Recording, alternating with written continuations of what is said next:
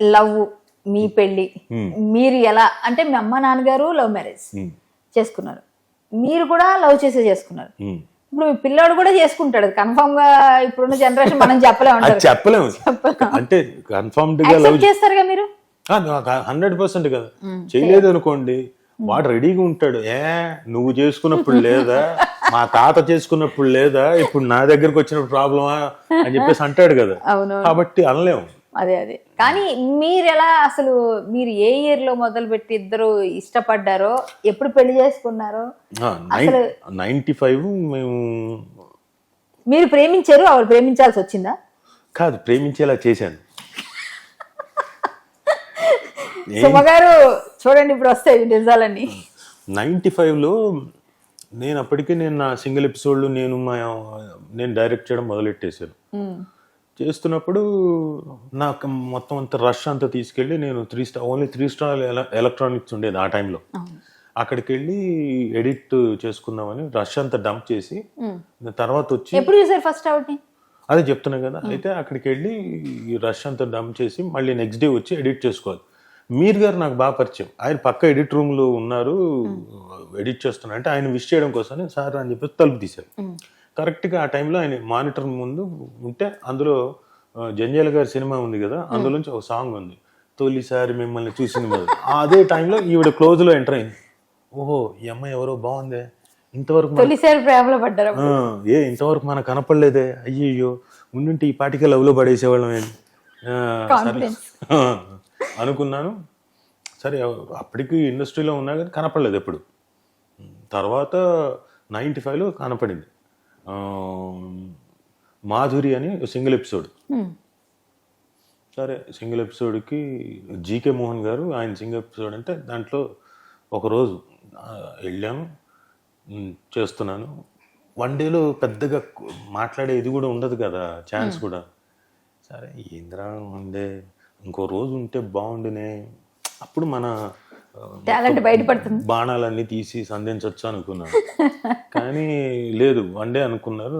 లక్కీగా 2వ రోజు కూడా ఉండింది, కానీ అప్పుడు కూడా కుదరలేదు. ఎందుకంటే ఆ 2వ రోజు నాది హాఫ్ డేనే. బాచి ఇంత మరీ తక్కువ టైం, సర్లే ఇంకో రోజు ఎప్పుడైనా ఇంకెక్కడైనా తగలకపోతుందా అనుకున్నాం. తర్వాత మా నాన్న డైరెక్ట్ చేస్తున్న మేఘమాల అనే సీరియల్, ఆ టైం మేఘమాలకు ముందే, మేఘమాలే మీర్ గారిది జీవన్ రాగాలని చెప్పేసి మన తెలుగు వాళ్ళ సాంప్రదాయాల మీద మొత్తం అంతా పాటలు, అన్ని రకాల సాంప్రదాయాల మీద పాటలు.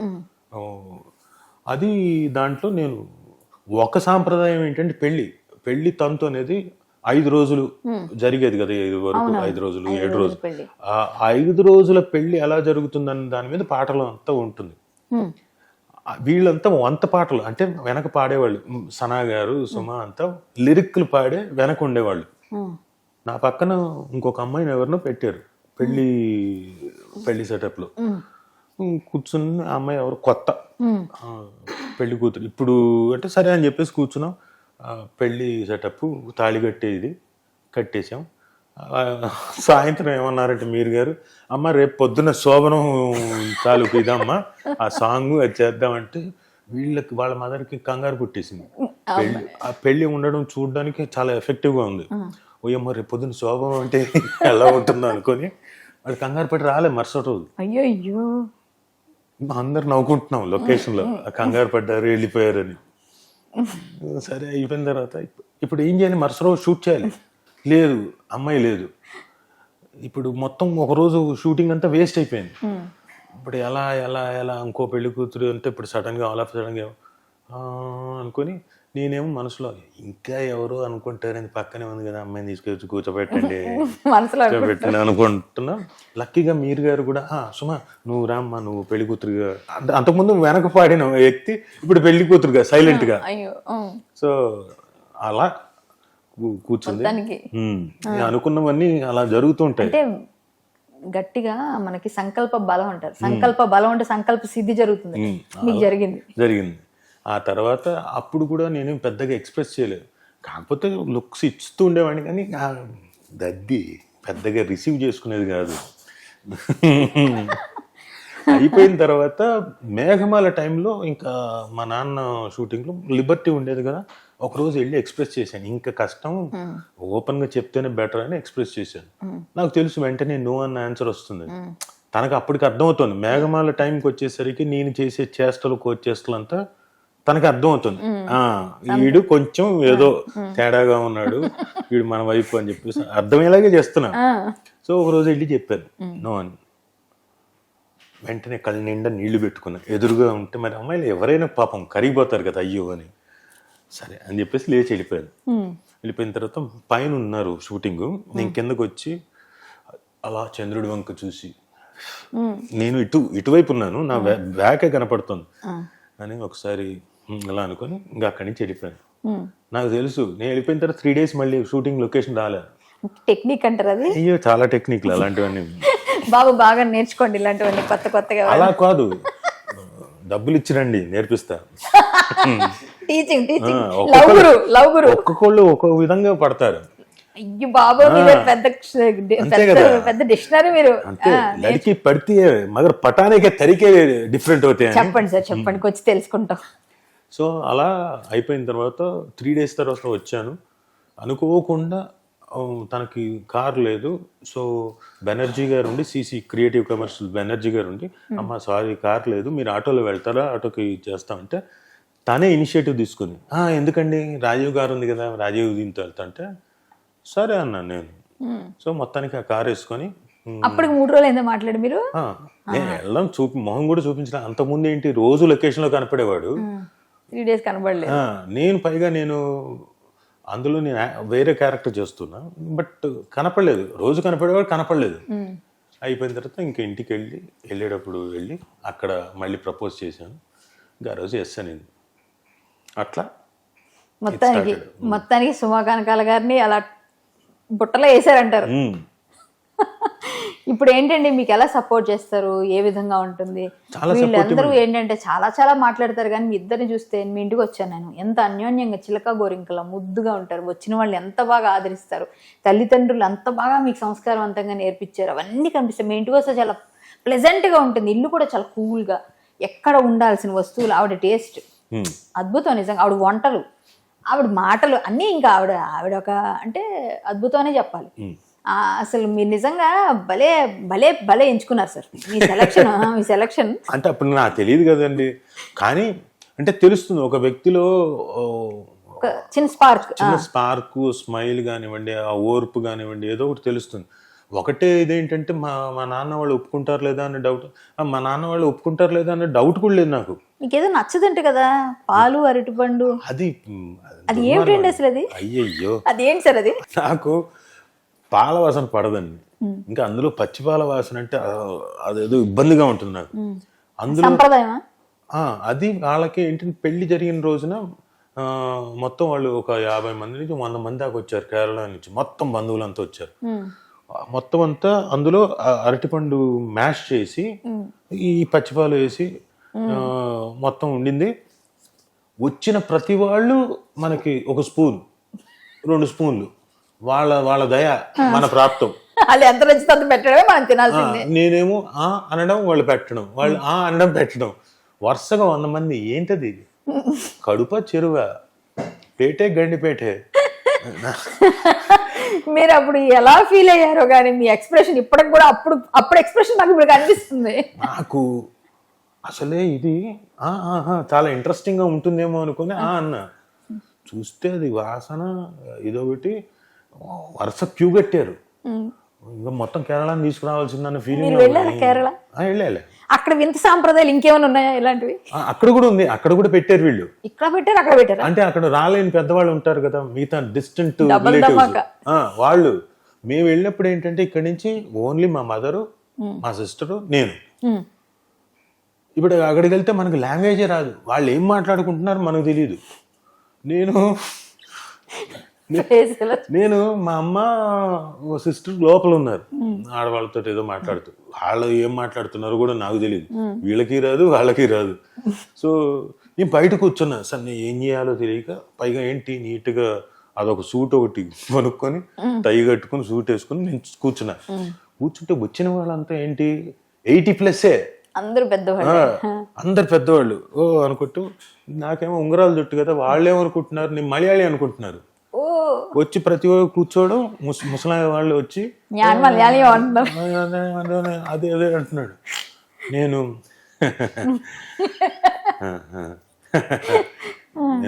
ఈ ముసలి నేను మరి సుమ్మగారు మీకు హెల్ప్ చేయలేదా? ఎక్కడ లేదు, నా దగ్గర లేదు, లోపల ఎక్కడో ఉంది. నేను ఇంకొకళ్ళు వస్తారు, ఇంకొకళ్ళు వచ్చి కూర్చుంటాడు. నాకు ఒక అరగంట గంట అయింది. వచ్చిన ప్రతి వాళ్ళు మాట నాకు అర్థమే కావట్లేదు. నాకు నేనేమో మధ్యలో ఇలాంటి ఫన్ చూసుకుంటున్నా నేను అనుకుంటున్నా. కాసేపు అయిపోయింది, గంటన్నర తర్వాత నా వల్ల కాలే, అయిపోయింది. సుమా రా అంటే బయటకు వచ్చా, ఏదో అని వెళ్ళి వచ్చానో ఏదో ఇంకో అర్చన ఏదో అంటుంది. మలయాళీ కాదు తెలుగు అంటే ఓ అప్పుడు అర్థమైంది. ఇంక ఇలాంటి సంప్రదాయాలు ఇంకేమైనా ఉంటే ముందే చెప్పమ్మా నాకు. అంటే సంప్రదాయం ఏం కాదు, వాళ్ళు ఏదో కూర్చొని, బట్ నైస్ పీపుల్ మొత్తం అంతా. నిజమండి, కేరళ చాలా చాలా బాగాలే ఉంటారు. అసలు వాళ్ళ జుట్టులు వాళ్ళకు అసలు వాళ్ళు ఎంత స్ట్రాంగ్ ఉంటారండి. అసలు స్ట్రాంగ్ కన్నా వాళ్ళ సాంప్రదాయం ఇంకోటి తినే పద్ధతి చాలా మంచిది. యాక్చువల్ కొబ్బరి నూనెతో వంట చేసుకుంటే చాలా మంచిది. ఇప్పుడు మనం అదేగా చేస్తున్నాం డైట్లని. ప్లస్ వాళ్ళు ఎవరైనా కానీ వాళ్ళ దగ్గర 90+ 100 అలా ఉంటారు తప్ప ఎవరు చిన్న వయసులో ఇబ్బందులు పడిన వాళ్ళు లేరు. వాళ్ళేంటి పోనీ రైతులా కాదు, మామూలు చదువుకొని ఏదో ఉద్యోగాలు చేసి, కాకపోతే వాళ్ళ డైట్ ఇంకోటి పద్ధతి. వాళ్ళంతా అదేంటి బాగా దంపుడు బియ్యం, బాయిల్డ్ రైస్, అది మనం తినం కానీ అది చాలా మంచిది. ప్లస్ ఈ కొబ్బరి నూనెతో చేసుకునే వంటలు అవి చాలా మంచిది. సో వాళ్ళు వాటర్ తాగుతారు, వాళ్ళు చుక్కు వెళ్ళం అంటారు. మధ్యలో ఫ్రూట్స్ కూడా బాగా, కోకోనట్ ఎక్కువ వాటర్ ఎక్కువ కన్జ్యూమ్ చేస్తారు, కోకోనట్ ఆయిల్, మిల్క్ అన్ని. ప్లస్ వాళ్ళకి ఏంటంటే ఈ వాళ్ళకు ఒక రెడ్ కలర్ ఇది వస్తుంది, వేర్లు వేస్తారు, వేర్లతో వచ్చే వాటర్ వేరేదో అది చాలా బాగుంటుంది. అది వాళ్ళ కంపల్సరీ వాళ్ళు వాడతారు. సో వాళ్ళకి అన్ని మంచి పద్ధతులు. ఇప్పటికీ మీకు ఇంట్లో అదే వంటలా? మీకు లేదు, రెండు మిక్స్డ్. సుమ్మగారు ఎక్కువ ఏం తింటారు, ఏం చేస్తారు? ఎక్కువ అన్ని చేస్తుంది. అంటే మలయాళీ స్టైల్లో ఆమెకి నచ్చినట్టు అలా వండుకుంటూ అలా వండుతుంది. సాంబార్ అయితే సూపర్ చేస్తారు. సాంబార్ అద్భుతంగా చేస్తుంది. స్మెల్లే మాకు తెలిసిపోయింది. ఇటువైపు సాంబార్ కూడా, మా అమ్మ వైపు సాంబార్ కూడా అద్భుతంగా చేస్తుంది. రెండు నేర్చుకున్నాను. రెండు అంటే సాంబార్ ఇటు మాకు ఇంగు వేస్తాం, అటు ఇంగు వేయరు, చాలా తక్కువ. ఇటు ఇంగు ప్రామినెంట్ గా ఉంటుంది. So kind of sambar. So మొత్తం అన్ని వంటలు. మీరు ఏ వంట బాగా ఇష్టంగా తింటారు సుమ్మగారు చేసిన వాటిలో? అవియల్ తింటాను. అవియల్ అవునండి బాగుంటుంది. అవియల్ సూపర్. అవునా? అసలు ఆల్మోస్ట్ ఆల్ వండి పెడితే సగం నేనే తినేస్తాను. అవునా? అవియల్ బాగుంటుందా? అవియల్ చాలా బాగుంటుంది. Super super. చాలా బాగా వండుతుంది. సాంబార్ చాలా బాగా చేస్తుంది. ఇంకా తర్వాత ఈ ఓళెన్ అంటారు, అవి చాలా బాగుంటుంది. ఈ మన బనానాతో చేస్తారు కదా, మన కూర బనానా ఉంటుంది కదా, అది బాగా చేస్తుంది. ఇంకా చాలా ఉన్నాయి అందులో వెరైటీస్. రండి, వస్తే మీకు బేసిక్ గా మేము అరిటాకులోనే పెడతాం. ఎవరైనా వస్తే పండగ లాంటిది వచ్చింది అనుకోండి, అరిటాకు ఫుల్ పులిహార, ఒబ్బట్లు, గారెలు అన్ని పెట్టేస్తారు. అవన్నీ ఉంటాయి, ఇవి కూడా ఉంటాయి. ఈ మలయాళం వంటలు కూడా ఉంటాయి. So you will enjoy it. 2 రకాల పాయసం ఉంటుంది, ఒకటి తెలుగు పాయసం, ఒక మలయాళం పాయసం. అరవాన్నం కూడా చేస్తారా? ఆవిడకి వచ్చా అది అరవాన్నం? మళ్ళీ కేరళలో ఎక్కువ చేస్తారు కదా. అరవాన్నం ఏంటి? బ్లాక్ కలర్ లో ఉంటుంది కదండి. అరవాన్నం ఎప్పుడు వినలేదు. అవునా? మన అయ్యప్ప ప్రసాదంలా ఉంటుంది కదా. అవునండి, అది అందరూ అంటే సరే మీరు విని ఉండరు, జనరల్ గా మలయాళీస్ చేస్తారు అది. అది ఓణం టైంలో ఎక్కువగా పెడుతుంటారు. అంటే మరి మీరు తినే ఉంటారు, కాకపోతే పేరు తెలియకపోయింది. తినే ఉంటారు ఖచ్చితంగా. కొంచెం బ్లాక్ రైస్ లో చేస్తారు, బాగుంటుంది. కానీ అంటే మామూలుగా ఇప్పుడు అవన్నీ పక్కన పెడితే ఆవిడ హెల్ప్ ఏంటి అంటారు. అంతేగా ఫస్ట్ ఆఫ్ ఆల్ మీరు చెప్పిన పాయింట్ వల్ల ఈ ఫుడ్ అనేది చూడండి, దానివల్ల నేను ఇప్పుడు చాలా హెల్తీగా ఉన్నాను కదా, చాలా ఏళ్ళ నుంచి. తర్వాత నేను పెళ్లి చేసుకునే టైంకి నేను సన్నగా ఉండేవారు. మీరు సన్నగాని కాదు, ఇట్స్ ఓకే. కానీ మా ఫ్యామిలీ పరంగా చూస్తే కొన్ని ఇబ్బందుల వల్ల, ఫైనాన్షియల్ ఇబ్బందుల వల్ల నేను డే అండ్ నైట్ వర్క్ చేస్తుండేవాడిని. ఇది అదని కాదు, ఫైనాన్షియల్ ఇబ్బందులు బాగా పడ్డారా? బాగా. అంటే ఏ ఇయర్ లో పడ్డారు? అప్పుడే 94 నుంచి. అంటే ఈ స్టార్ట్ అయినప్పుడు, మన ఇన్స్టిట్యూట్ స్టార్ట్ అయిన తర్వాత, మీరు కొంచెం పెరిగిన తర్వాత. ఇన్స్టిట్యూట్ స్టార్ట్ అయిన తర్వాత, పెరిగిన తర్వాత అప్పుడు ఏంటంటే 88, 89లో మొదలు ఆ ప్రాబ్లం. ఎందుకంటే ఒక ల్యాండ్ కోసం అని చెప్పేసి బంజారా హిల్స్లో ల్యాండ్ కోసం అని మా నాన్నతోటి పెట్టించారు. అది మా నాన్నకి చెప్తే దాదాపు 18 నుంచి 20 లక్షలు 25 లక్షలు అప్పు తీసుకొచ్చాడు ఈయన. ఏంటి ఆ రోజుల్లో 25 లక్షలు అంటే ఆలోచించండి, 25 కోట్లు ఈజీగా. ఒకటి 5 రూపాయలు, ఒకటి 7 రూపాయలు, ఒకటి 10 రూపాయలు, ఈ రేంజ్ లో మొత్తం అంతా డబ్బులు తీసుకొచ్చారు. అది కడుతూనే ఉన్నాం. అది వడ్డీ కట్టడానికి సరిపోవట్లేదు మాకు. నెల తిరిగితే అది పెరుగుతూ వచ్చింది. కొన్ని రోజులు కట్టలేకపోయాం, అయినా పెరుగుతూ వస్తుంది, అది ఇంకా పెరుగుతుందిగా. ఒకనొక రోజు తెలిసింది ఏంటంటే ఆ ల్యాండ్ లేదు, రాదు. ఎలా? అదేదో ఇబ్బందుల్లో ఉంది, అది మంది కాదు. వాడు పట్వారి అనేవాడు మోసం చేశాడు. పాస్బుక్లు అనేవి ఇక్కడ ఉండవు, కానీ పాస్బుక్లు ఏవో క్రియేట్ చేశాడు, ఇంకోటి మొత్తానికి చేశాడు, పోయింది. లేదు పోయింది కాదు, మంది కానీ మనకు క్రియేట్ చేసాడు అలా. దాంతో ఈయన కంగారు పడ్డాడు. 25 లక్షలు ఎక్కడి నుంచి వస్తాయి, ఎలా వస్తుంది అనుకున్నాడు. కొంచెం ఇబ్బందులు పడ్డారు, ఫ్యామిలీలో డిస్ప్యూట్స్ అవి వచ్చాయి. అంటే ఆ ల్యాండ్ విషయంలో నాన్నగారు వేరే వాళ్ళు కూడా అందులో పెట్టినట్టున్నారు కదా కొంతమంది. వేరే వాళ్ళు నేను ఎక్కడో విన్నాను ఇది. ఆయన పాప ఆయన మోసపోవడం, వీళ్ళు కూడా చాలా ఇబ్బందులు పడ్డారు కొంతమంది అని. వాళ్ళకి సంబంధం లేదు, అందులో పెట్టిన వాళ్ళకి ఇచ్చేసాం. ఏది వాళ్ళు పెట్టింది ఏంటి, వస్తుందనే పెట్టారు. ఒక ఆయన రాళ్ళపల్లి గారు పెట్టారు. అయినా కానీ ఆయన తర్వాత లేడీ ఆర్టిస్ట్ ఆవిడ పాపం బాధపడ్డారు. అన్నపూర్ణ గారు అది అక్కడ హయత్ నగర్ది, అది వేరు ఇష్యూ, తర్వాత మాట్లాడతాం. ఈ ఇష్యూకి వచ్చేసరికి ఇందులో ఓన్లీ మా నాన్న, మా బాబాయ్, రాళ్ళపల్లి గారు. రాళ్ళపల్లి గారు పెట్టింది తీసుకుందాం, అది రాలేదు, ఇచ్చేసారు మీరు. బట్ స్టిల్ ఆయన వచ్చి మళ్ళీ ఏదో పోయింది, try to understand, will try to make it అన్నా కానీ లేదు మిమ్మల్ని సార్లే అని డబ్బులు మొత్తం మళ్ళీ ఆయన కట్టాలి, కట్టాం మధ్యలో. ఈయన మంచితనం వాళ్ళు, లేకపోతే ఇంకొకళ్ళు ఏమంటారు, చెప్పాము అవ్వలేదు ఇప్పుడు ఆయన ఇచ్చారు. సో అయిపోయిన తర్వాత ఇది నేనేమో ఆయన ఆ టైంలో సూసైడ్ వరకు ఆలోచించాడు. కాదు ఉండు, మేము ఉన్నాం కదా సంపాదించడానికి, మొదలుపెట్టాం. మొదలుపెట్టిన తర్వాత ఏంటంటే కంటిన్యూస్గా ఏ జాబ్ పడితే ఆ జాబ్ చేయడం, వచ్చినప్పుడల్లా చేస్తూ acting, single episode, serials, telefilms, add, చిన్న చిన్న యాడ్లు, లోకల్ యాడ్స్, ఇంకా అలా చేసుకుంటూ వస్తాం. 1997కి రుద్రాగాలు స్టార్ట్. ఇంకా అది బ్రేక్, అది ఒక విధంగా బ్రేక్, ఇంకా పెద్ద లెవెల్లో. అప్పటికే బిజీగా ఉన్నా, ఎందుకంటే నా సీరియల్ నేను ప్రొడ్యూస్ చేస్తున్నా, డైరెక్ట్ చేస్తున్నా, అదొకటి సెగ్మెంట్ అక్కడ జరుగుతోంది. ప్లస్ ఇది రుద్రాగాలు ఫుల్ ఫ్లెడ్జ్డ్గా ఎదుగున్నాను. మధ్యలో సినిమా ఇంకెక్కడ ఖాళీ లేదు, చేస్తూనే ఉన్నా. ఒకేసారి మొదలైన తర్వాత 9 డైలీ సీరియల్స్ చేశాను. ఇది within span of 4 years అంతే. 4 ఏళ్లలో 9 డైలీ సీరియల్స్ కంటిన్యూస్గా వర్క్. సో అంటే ఏ రోజు కాలేజ్ పేమెంట్ అండి? Check payment. సో ఇవన్నీ జరుగుతున్న టైంలో ఆ తర్వాత పెళ్ళయింది. పెళ్ళైన తర్వాత తను కూడా ఎర్నింగ్ హ్యాండ్ వచ్చింది కదా.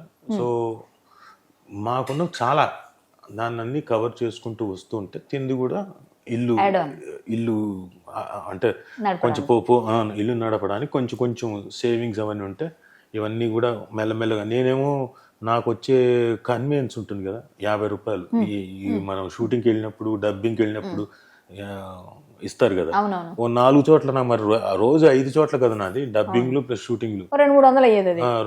అందులో నాది 50 రూపాయలు, మిగతా అదంతా కూడా సేవ్ చేసి ఇంట్లో ఇచ్చేవాడిని. సో ఆ రేంజ్లో చేసుకుంటూ వచ్చాం. ఆ టైంలో తను కూడా షీ స్టుడ్ బై మీ, ఇవన్నీ కూడా కవర్ చేసుకుంటూ మళ్ళీ ఇల్లు ఇద్దరం కలిసి, మేమిద్దరం మా పేర్ల మీద ఉంది కాబట్టి లోన్లు రావడం, ఇల్లు కొనడం, అలా. రాజీవ్ నగర్ లో మీ పేరు మీద ఉందనేమో గానీ, రాజీవ్ నగర్ లో 4-5 ఇల్లులు ఉండేవి. రాజీవ్ నగర్ కాలనీ అంతా వీళ్ళే కొనేస్తారేమో అనేవారు ఒకప్పుడు. ఫస్ట్ మేము వెళ్ళడమే రాజీవ్ నగర్కి ఒక ఫ్లాట్ కొనుక్కున్నాం. ఆ తర్వాత ఏమైందంటే హ్యాపీ గుడ్, మా మామగారికి ఆయన రిటైర్ అయిపోయాడు. ఆయన అక్కడెక్కడో ఉన్నాడు మెట్టుగూడలో. ఇప్పుడు రావడానికి, కూతుర్ని చూడడానికి, మనవల్ని చూడడానికి టైం పట్టేస్తుంది బాగా. సో ఏమైందంటే ఆయన రిటైర్ అయిపోయారు కాబట్టి ఆయన ఖాళీ చేసి వచ్చి మా ఏరియాలో రెంట్కి తీసుకున్నాను అనుకున్నారు. సో ఉండి ఇలా రెంట్కి తీసుకుందాం అనుకుంటున్నారు అంకుల్ మా నాన్న అంటే, నేను ఎందుకు రెంట్కి తీసుకోవడం, ఇప్పుడు 7,000 8,000 కట్టాల్సిన ఇది, ఇంకొక 4,000 మనది కాదు అనుకుందాం, మళ్ళీ మనం లోన్కి వెళ్దాం, will try to take a flat, own flat అవుతుంది తర్వాత అని చెప్పేసి ఇంకో ఫ్లాట్ తీసుకోవడం జరిగింది ఆయన కోసం. సో అలా రెండో ఫ్లాట్ తీసుకోవడం జరిగింది. అవునా? నాకు తెలిసి నేను కూడా రాజీవ్ నగర్ ఉన్నప్పుడు సుమ్మగారిదండి, ఇది సుమ్మగారిదేనండి అని అంటే ఇంకెన్ని ఉన్నాయండి ఇక్కడ అన్నా నేను. లేదు ఇచ్చేసి వారు వేరే దగ్గరికి వెళ్ళిపోయారని చెప్పారు. సో మొత్తానికి ఇద్దరు కలిసే అన్ని అప్పులు తీర్చుకోవడం అన్ని చేశారు. ఆవిడ అన్ని విధాలుగా సపోర్ట్, నిజంగా అర్ధాంగి అంటే నేను సినిమాలోకి షిఫ్ట్ అయ్యాను. ఏది బాగా సంపాదిస్తున్న వాడిని టెలివిజన్లో సడన్గా నేను సినిమాలోకి, అంటే స్టూడెంట్ నెంబర్ 1 తర్వాత 5 సినిమాలు వచ్చాయి నాకు. బట్ నాకు వదిలేసాను, ఎందుకంటే ఇవన్నీ సీరియల్స్ ఆక్యుపై ఉన్నాయి. సో నేను సీరియల్స్ అందరికీ చెప్పాను, సార్ ప్లీజ్ సార్ నన్ను వదిలిపెట్టండి అంటే, వాళ్ళేమో వదిలిపెట్టడానికి సిద్ధంగా లేదు, ఎందుకంటే రేటింగ్స్ విపరీతంగా ఉన్నాయి. ఎట్లా చెప్తే ఎట్లా అంటే ప్లీజ్ సార్ అని రిక్వెస్ట్ చేసుకుంటుంటే వాళ్ళు రిక్వెస్ట్ చేస్తే, నేను రిక్వెస్ట్ చేసుకున్న 6 నెలలకు కానీ నన్ను వదిలిపెట్టలేదు. నేను సుమకు ముందే చెప్పాను, 6 నెలల తర్వాత చెప్పాను, సుమ ఇప్పుడు నేను సీరియల్స్ అన్నీ మానేస్తున్నాను, నెక్స్ట్ మంత్ నుంచి రూపాయి రాకపోవచ్చు, మరి ఒక 6 నెలలు, 6 నెలల కంటే ఎక్కువ పట్టదులేండి, 6 నెలలు అంటే ఏముంది, నేను కూడా ఇది చేస్తున్నా కదా, నువ్వు యూ గో హెడ్, నీకు డెఫినెట్గా వస్తాను. నాకు అంత అవసరం రాలేదు, ఎందుకంటే వెంటనే ఇంకో సినిమా వేషం వచ్చింది, ఆ సినిమా వేషం తర్వాత ఇంకోటి వెంటనే వచ్చింది. సో కంటిన్యూస్ ఒకసారి సినిమా వేషాలు వచ్చిందో కంటిన్యూస్గా బిజీగా ఉన్నా.